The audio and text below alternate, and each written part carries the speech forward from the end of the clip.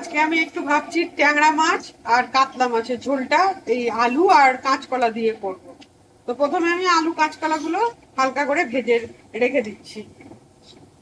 প্রথমে আলুটা ভেজে নিই, তারপরে কাঁচকলাটা হালকা করে ভাজি। এই যে আলুটা আমি ভেজে নিয়েছি, তুলে নিলাম। এবার কাঁচকলা গুলো আমি দেবো এর ভিতরে। কলাগুলো এরকম হালকা করে ভেজে দেবো, বেশি ভাজবো না। রাখবো, মাছের তেলে ভাজলাম না, কিরকম আস্তানা আস্তানি গন্ধ করে, ওই জন্য মাছ ভাজার আগেই ভেজে নিলাম আলু আর কাঁচকলা এগুলো আস্তে আস্তে ভেজে নেব। এই যে প্রথমে কাতলা মাছটা ভেজে নিই।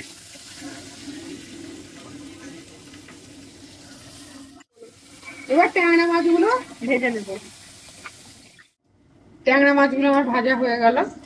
এই যে অনেক কটাই ছিল, দুই একটা করে খেতে খেতে এই কটাতে দাঁড়িয়েছে। এবার ওই মাছ ভাজা তেলের ভিতরে অল্প করে জিরে ফোড়ন দিলাম, তারপরে অল্প একটু আদা জিরে বাটা দেবো, একটু হলুদ দিয়ে দিলাম, দিয়ে একসাথে এটাকে কষাবো।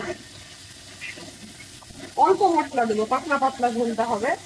গরমের সময় এরকম পাতলা পাতলা ঝোল খাওয়া খুব ভালো, পেটের পক্ষে উপকার। তবে আমার মনে হচ্ছে আজকে তেলটা বেশি হয়ে গেছে। একটা তেজপাতা এবার আমি দিয়ে দিলাম। এবার একটু ভালো করে মশলাটা কষাতে হবে। কাঁচা লঙ্কা এবার আমি এর ভিতরে দিয়ে দেবো, একসাথে একটু ভালো করে কষাবো। ভালো করে কষে এসছে।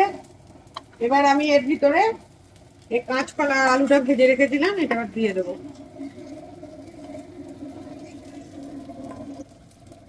আলু কাঁচকলাটা দিয়ে দিয়েছি, ভালো করে এবারে কষিয়ে নেবো আলু কাঁচকলার সাথে মশলাটা।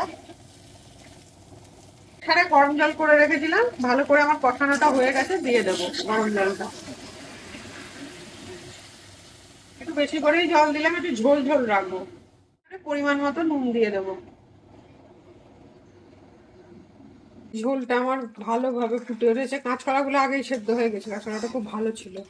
আলুটা আর একটু সেদ্ধ হবে, তাহলেই ঠিক হবে।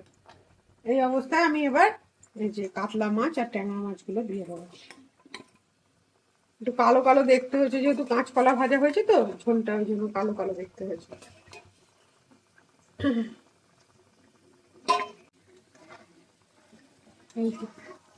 একটু মাছের সাথে ঝোলটা ফুটুক, ভালো লাগবে।